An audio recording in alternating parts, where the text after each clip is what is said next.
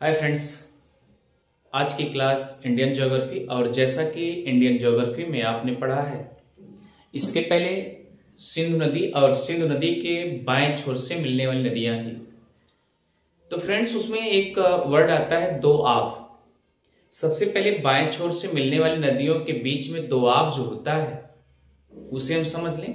उसके बाद दाएं छोर से जो मिलने वाली है कंडीशनल नदियां है, कंट्रीब्यूटर रिवर जो सहायक नदियां हैं, उससे डीपली से गहन अध्ययन कर लें। तो फ्रेंड्स मुझे लगता है कि आपको सिंधु नदी के बारे में अच्छे से समझ में आ जाएगा। तो आइए चलते हैं। जैसे कि फ्रेंड्स कल देखा था स्ट्रक्चर, आपने पिछले वीडियो में जाकर के आप देख लेंगे अच्छे से। ठीक, पिछले क्लास में जो लिया गया क्लास उसमें आप देखेंगे ये सिंधु नदी का स्ट्रक्चर है। जैसा कि आपने पिछले क्लास में देखा है फ्रेंड्स, इधर से झेलम आई है, ये आपका झेलम है। क्लियर? जैसा कि फ्रेंड्स आप देखेंगे यही सोनमर्ग से, कल बताया गया था कल की क्लास में, सोनमर्ग से एक नदी आती है जो कि किशन गंगा नाम है। किशन गंगा, और ये किशन गंगा फ्रेंड्स याद रखिएगा गुरेज नामक स्थान पर,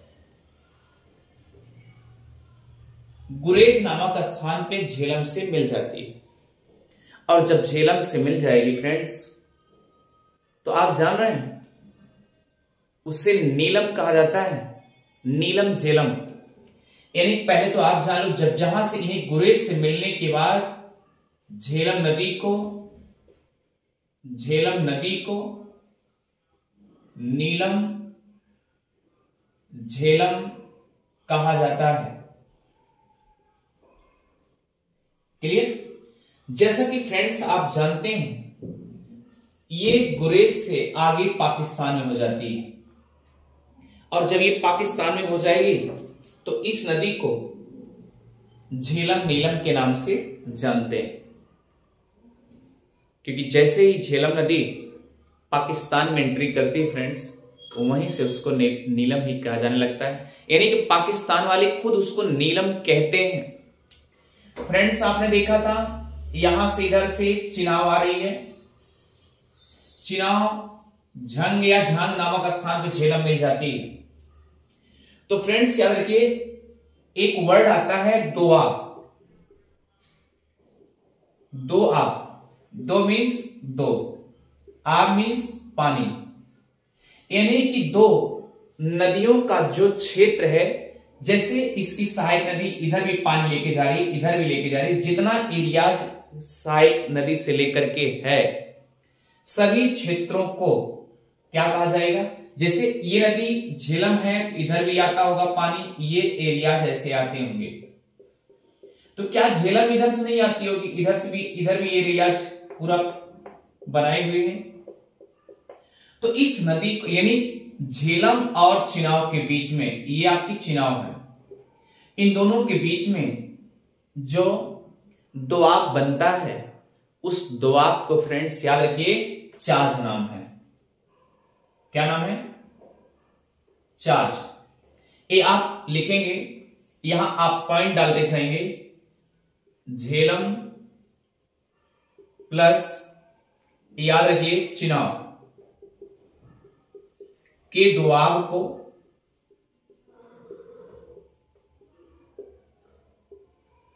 चाज कहा जाता है।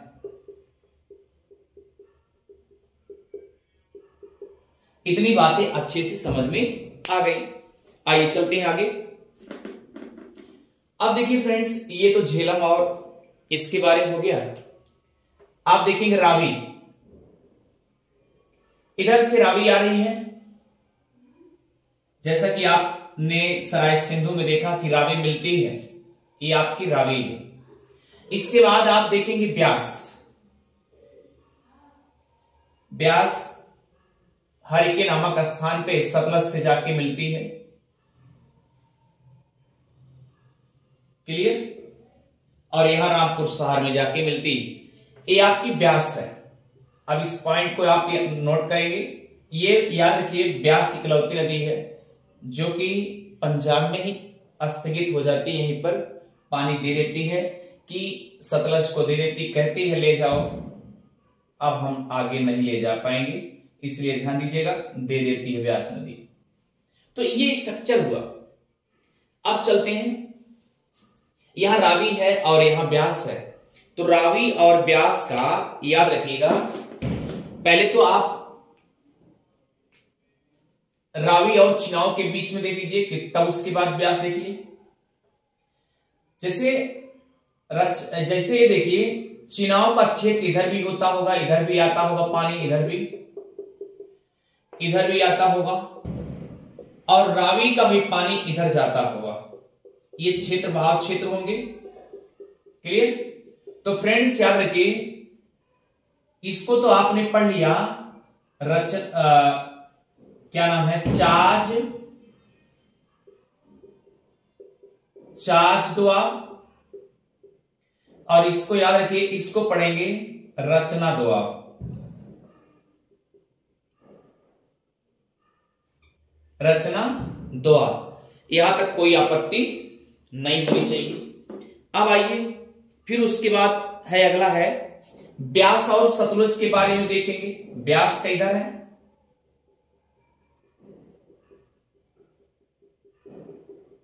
क्लियर? और सतलज का, तो फ्रेंड्स याद रखिए, इसको बिष्ट दोआब कहते हैं, बिष्ट दोआब। अब बचा आपके पास क्या, रावी और ब्यास बचा हुआ। तो फ्रेंड्स याद रखिए, बा से इसमें लेंगे, रा से इसमें लेंगे, तो बारी दोआब हो जाएगा। क्या हो जाएगा, बारी दोआब। इसको बोलेंगे बारी दोआब। अब एक ट्रिक के माध्यम से सिंपल तरीके से आप समझ लीजिए। लिखेंगे सबसे पहले झेलम, झेलम प्लस चिनाव। इसमें चा छा जा झा यानी जा आता है। जब इंग्लिश में लिखेंगे तो आप, यहां ट्रिक के माध्यम से आपको समझा दे रहे हैं, जब आप झा लिखेंगे तो जेएच होगा। तो आपने जा ले लिया, उसका च ले लिया, तो क्या हुआ, पहले चा ले लिए, उसके बाद जा ले लिए। जब पहले चा आता है तब इसलिए जा हो गया, यानी चाज दोआब हो गया। क्लियर? अब देखिए, उसके बाद झेलम और चिनाव हो गया, फिर उसके बाद चिनाव और रावी। आगे लिखेंगे चिनाव प्लस रावी। इसका मतलब क्या होगा, इसका रा ले लिए, इसके चा ले लिए, तो क्या हो जाएगा, रच, उसके बाद ना दोआब। क्लियर? अब देखिए, इसका बा ले लिए, इसके रा ले लिए, तो क्या हो जाएगा, किसके किसके बीच है, रावी प्लस ब्यास।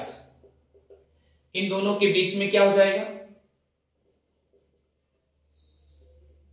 बारी दोआब। क्लियर? अब देखिए, इसका बा ले लिए, इसका सा ले लिए, तो यहां बी है और ये सा है, तो किसके किस बीच हो जाएगा, ब्यास प्लस सतलज। इन दोनों के बीच में याद रखिए बिष्ट दोआब।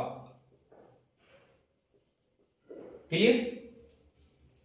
अब आपके पास बचे क्या है, झेलम हो गया, ठीक है, और याद रखिए झेलम और सिंधु के बीच में तो क्या हो जाएगा, सिंधु सागर। यानी झेलम ऐसे आई है तो इन दोनों के बीच में भी तो होना चाहिए, ये सिंधु है। क्लियर? और ये क्या है, झेलम, ये झेलम है सहायक नदी को लेकर के, तो इसको क्या बोलेंगे, सिंध सागर। क्या बोलेंगे, सिंध सागर दोआब। क्लियर? इतनी बातें अच्छे से समझ में आ गई। अब चलते हैं फ्रेंड्स, आगे बढ़ते हैं, इसको एक बार मिटाते हैं, उसके बाद आते हैं दाएं छोर से मिलते हैं।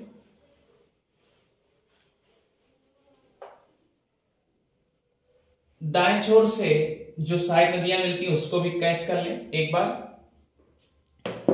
जैसे कि आप यहां मैप देखेंगे, यहां मैप बना दे रहे हैं इधर दाएं, क्योंकि इधर से निकल दाएं उधर होगा, ये आपका मैप है।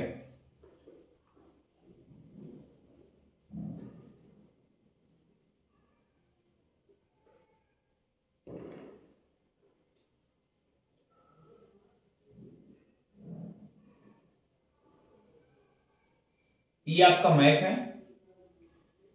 अब देखिए इधर देखिए ध्यान से, यहां से निकल रही और ये ऐसे मिल रही, फिर उसके बाद लद्दाख से काटते हुए फिर इधर आ रही। इधर आपने देखा होगा कि चाइना है, अक्साई चीन है। यहां आपने देखा है कि सियाचिन ग्लेशियर, उसके बाद सटा हुआ रेमो ग्लेशियर। तो कहने का मतलब यह है कि सियाचिन ग्लेशियर के बगल में यहां सियाचिन ग्लेशियर है, इसी के बगल रेमो ग्लेशियर है। जैसा कि आप जानते हैं सियाचिन ग्लेशियर का जीभ है, जिह्वा है रेमो ग्लेशियर, जहां से आप देखेंगे एक नदी निकलती है जिसका नाम है, याद रखिएगा, श्योक नदी। कहां से निकलती है? रेमो ग्लेशियर से। क्लियर? इधर से देखेंगे दाएं छोर से आपको मिलेगी ये स्ट्रक्चर, इधर से ऐसे है, श्योक नदी ऐसे मिलती है, ये श्योक नदी है। अब आप देखेंगे एक नदी है जिसका नाम है गलवान नदी। क्लियर? इसके दक्षिण में देखेंगे आप एक नुब्रा मिलती है, नुब्रा नदी। तो ये सहायक नदी है श्योक नदी की। और याद रखना श्योक नदी जो निकलती है इसका उद्गम रेमो ग्लेशियर से।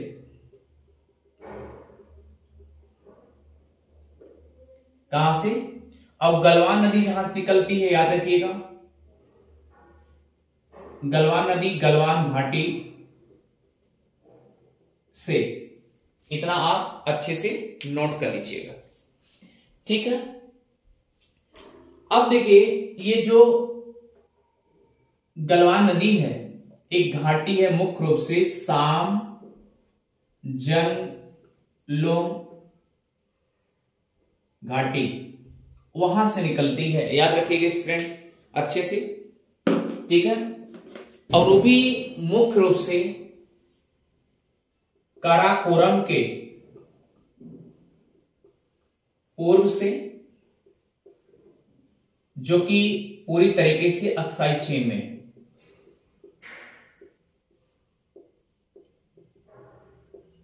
अक्साई चीन में। क्लियर? आगे बढ़ते हैं। ये जो नुब्रा है याद रखिए सालतोरा पर्वत से निकलती है।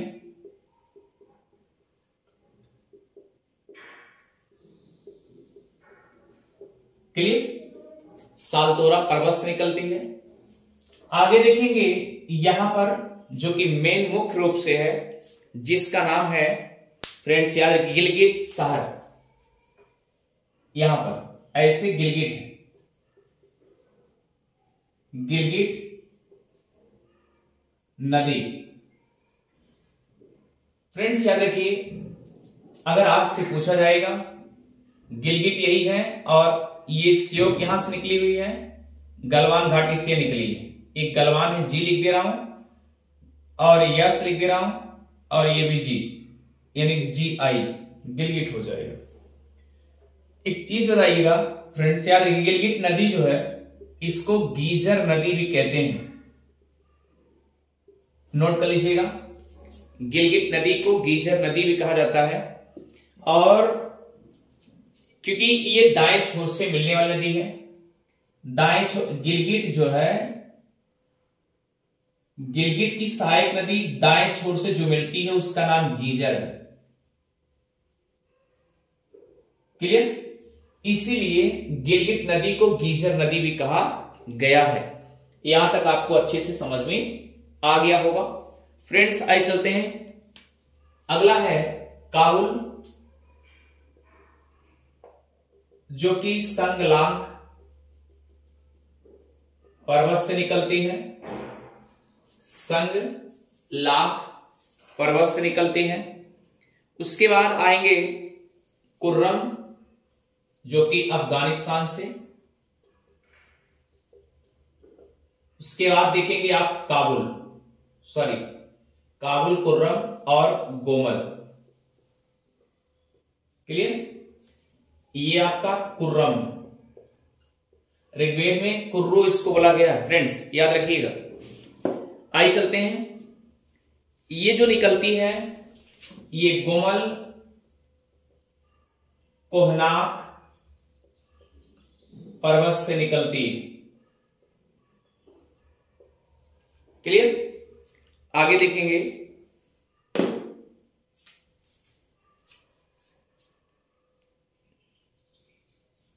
और ये कुर्रम जो है सफेद कोह पहाड़ी से निकलती है।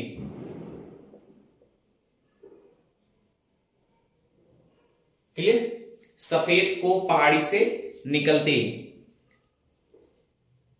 क्लियर? और ये काबुल जो है, ये संगलांग पर्वत जो है हिंदूकुश पर्वत जैसा कि पूरी तरीके से अफगानिस्तान में। तो इस प्रकार से फ्रेंड्स आप अच्छे तरीके से कैच कर लेंगे।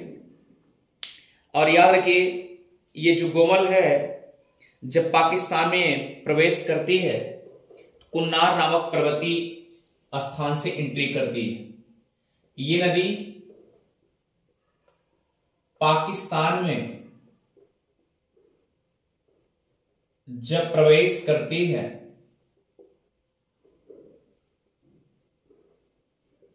तो कुन्नार नामक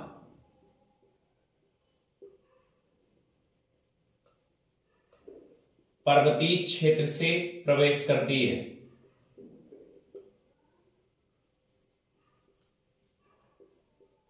क्लियर? इस प्रकार से आप दाएं छोर से कौन कौन, श्योक नदी जिसे मुर्दा नदी कही जाती है, कहां से निकलती है? रेमो ग्लेशियर से। इसकी एक नदी है गलवान नदी, नुब्रा नदी और गिलगिट नदी। अब गिलगिट की सहायक नदी जो है गीजर नदी। उसके बाद देखिए एक काबुल नदी है, फिर उसके बाद कुर्रम, फिर गोमल। इस प्रकार से आप नदियों के बारे में अच्छे से जान गए होंगे फ्रेंड्स। और याद रखिएगा एक नदी छूटी थी जो कि जास्कर श्रेणी से निकलती, जास्कर नदी, इसको भी कवर कर लीजिएगा, जो कि ये बाएं छोर से जास्कर नदी जास्कर श्रेणी से निकल के जाती है। और इस प्रकार से आपने स्ट्रक्चर सिंधु नदी को कंप्लीट कर लिया फ्रेंड्स। इसके बाद हम जो टॉपिक्स लेंगे वह होगा आपका गंगा नदी का क्षेत्र, जो कि भारत की पवित्र नदी और सबसे बड़ी नदी। ठीक फ्रेंड्स, मिलते हैं एक और बेहतर क्लास में।